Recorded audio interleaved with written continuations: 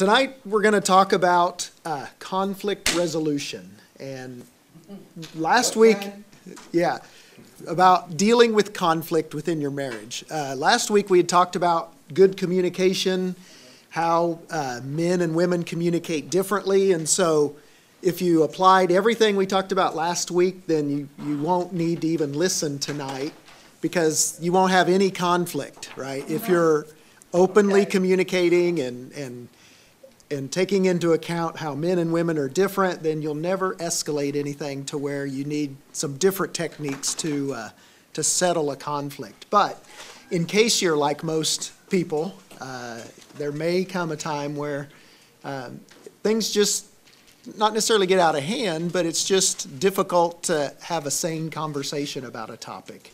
And what we're going to talk about tonight is how we, how you can have disputes within your marriage, but still resolve them in a civil, in a biblical way. And so at the end of it, the title that you have, we're going to talk about a very specific technique and a method of if things are just difficult to kind of go back and forth and it escalates to maybe a yelling match, if you've ever had one of those. It's just a type of speaker and listener technique that allows you to talk about something difficult and be able to do it in a godly way. So the first thing we want to talk about, I gave you some verses there, Romans chapter 5 and chapter 10, and then Ephesians through chapter 4 talk about when we get into conflict, how we can resolve those. So I'm just going to kind of go through some of these notes. The first thing we really need to understand is that we're always engaged in a spiritual battle. Satan wants us to have conflict in our marriage. I mean, we have differences of opinions. We've talked, the last few sessions just about how men and women are different. And that's the way God intends it. He wants it that way. And so the reason we start having conflict is we have an enemy. We have personal selfishness. We want our way. It's basically because of sinfulness is when we start having conflicts within our marriage. And so, have a little bit of movement here. Oh, no problem. No problem. So, as long as it's not moving cars. That's right. So once we understand that this is really, there's a spiritual element to conflict, that kind of helps set the footing on how we start to resolve it. The first bullet there is we cannot resolve it, nor can we win it, because it involves our sinfulness. That type of conflict that comes up is something that we're not ever going to get over while we're still on this earth. Our sinfulness. If we all could perfectly communicate and discuss with each other, we'd be fine, but we have this problem called human sinful nature. We cannot change our sinful nature, which causes us to be in conflict with God. So it really starts with our conflict with God and crops up between two people. But God can and does, through Jesus Christ, this brings peace between us and God. So peace between individuals is a process. If you've been married for any amount of time, you realize things just take time.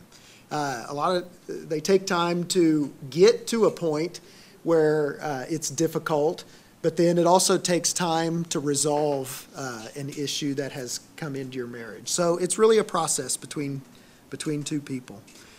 Peace with each other starts with peace with God. I don't know how people do it who aren't saved, who really are in marriages and without something to ground you, it just seems like that would be very difficult.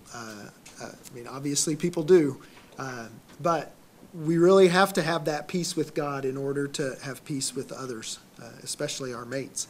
We must have the desire and the ability to be at peace with others. If you want a conflict, if you want to be mad at someone, it's really easy to stay mad at them. So the first thing to recognize with conflict resolution is you have to want to get that issue resolved. We have no ability without being reconciled to God first, as Romans 5 and 12 speak to this. The desire comes from our mind and our will. It's really not something you can just wake up today and say, okay, I'm going to be resolved with my wife today. It's a process. It takes willpower, and you have to work at it and make an effort to do that. It comes from our mind And our will. Will as in willpower. In marriage, the true indicator of success is how we process conflict. Everyone has a great marriage when you're all getting along, right? And everything's going great. But the real measure is how are you going to handle those conflicts, the issues that come up that are inevitable in every marriage. So that really is an indicator of successful marriages. All marriages deal with the same arguments, conflicts, and human problems. You may think that yours is unique, but it's probably not. It may be unique circumstances, but the problem itself is probably shared by many different couples. Great marriages know how to handle the conflict.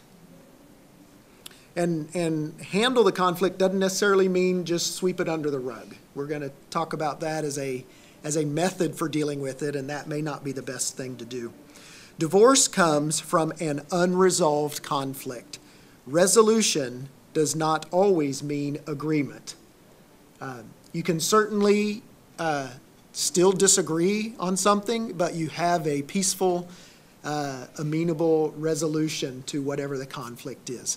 And if you think about it, we have to do that all the time. Just being married, there's compromises, and there's things you would want to do, but you decide that it's worth to the family to give up a right or give up something you want to do. And so when it gets to the stage of divorce or severe marriage issues, it's still the same thing that applies. You come to a resolution, but that doesn't always mean you're happy with it. All right, these are different conflict resolution styles, okay? So just describing how people do conflict and then how to resolve it, okay? So the first thing I want to go through is just, this is how some people do conflict or communicate when things get a little escalated. The first one there is missile-style conflict. This is arguing in really short bursts, kind of taking pot shots at each other, where you may just be in passing and a comment gets made, and it's like, oh, I guess you're mad at me, right? You come to that realization, oh, there must be a problem. But it comes out in just kind of little short bursts. There's not a resolution desiring. A lot of times this is kind of ugly. It'll be maybe vengeful to get back at your mate for something they did. And so it's kind of a style that some people have. The last one there, kind of sniping at each other. Never really coming right out and saying what the problem is, but just kind of throwing it out there once in a while. The second one there is a landmine style conflict. It seems like the conflict is resolved, but a landmine was laid so that later the incident explodes again. Really what they're talking about there is just moving on, not getting it resolved or talking about it thoroughly to where both parties agree that it's resolved, but it's kind of giving in so that later you may have some ammunition to bring up later. And that's a style some people have. The problem is not really solved to someone's satisfaction, and they'll bring it up later.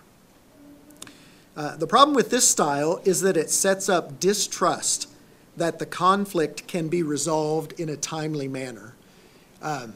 Dennis always talks about when women get upset, they get historical, right? Is they start bringing out things from the past. And so, Guys can't remember that long back. that's right. Guys, kind of think it's resolved, right? Well, that's why I'm asking. Probably But- there wouldn't be so many arguments if the guys could remember what they were Yeah. doing and not That- repeat. What we should give is, yes. That may be so. Maybe so. That's right. But you see how that can set up distrust of if you think something's resolved and then a few weeks or months later it comes back up, and it sets up that thought in your mind, well, why even bother resolving this issue if you're just going to bring it up next time something happens? And so it gives a disincentive to really resolve the conflict if that's the style of resolution. The foxhole style conflict. This is probably most men probably fall into this category. One or both don't resolve the conflict, they just retreat into their foxhole. There's no clear resolution to the conflict. It's just sort of, okay, I can deal with it, I'll just give in and be done with it. And in a lot of cases, it may never come up again. And if that's the case, it seems like everything was just fine. But what you're doing is you're not settling the issue. And sometimes on the C part there, it could develop bitterness over long periods of time. If one person just continually gives in to the conflict over and over, the other person seems to always get their way, then it just establishes a pattern that over time can start developing into bitterness or kind of this undercurrent of, I'd really be better off without you, that I never get my way, I'm just going to have to give in, and that can really set up problems in the future. This also sets it up to where conflict resolution skills are never developed. You just never learn to argue about it. You're always quiet and humble or whatever you think in your mind you're giving into, but it never develops the skill of confronting someone who's wrong in some cases. And so, that seems to span into other areas of your life. Your job, dealing with a boss, when children come along, if you've never had conflict with your spouse, what happens when you have teenage kids? And now there's conflict with the teenage kids, right? If you've never built those skills, okay? So on page 2 here, this is a couple things to consider on how to fight nice, how to have a conflict but still be civil about it. So our normal selfish instinct is to straighten her out, or I'm going to get him this time. This does not focus on the conflict, but it tears at the individual. If we decide that it's a competition of I'm going to win this time, I'm going to come out on top on this argument because I lost the last one, we're really dealing with the person as opposed to the issue that is in conflict, right? And that's never going to be helpful. So the first thing is to take it to God. This is very unnatural for us to do. We really want to engage the other person that we're in conflict with. But we should go off and pray by ourselves, pray to God to show you the right perspective on the conflict. This allows God to show you where